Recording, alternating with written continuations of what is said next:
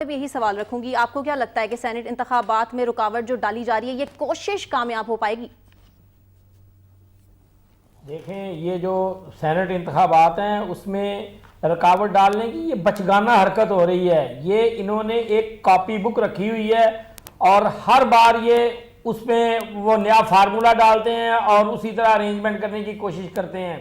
इस तरह की हरकतें 70 में मशरकी पाकिस्तान में हुई, वो बांग्लादेश बन गया। आपने अवामी जो राय है उसको रोका और मुजीबुर रहमान जैसे आदमी को आपने गद्दारी की राह पे डाल दिया जी।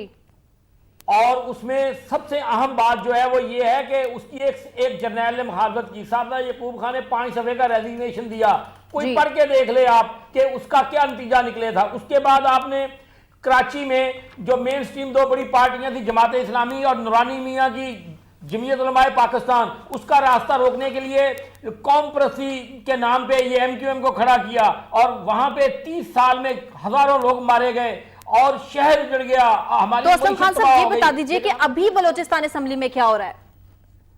अब ये जो बलूचिस्तान नौबत यहां तक आखिर पहुंची कैसे? ये मैं कह रहा हूं ये नादीदा साए हैं जो 70 से शुरू हुए हैं। ये अपनी गलतियों से नहीं सीखते। इन्होंने एक कॉपी बुक रखी हुई है, उसमें ये मुख्तलिफ फार्मूले डालते रहते हैं और उसका कोई नतीजा नहीं निकलता।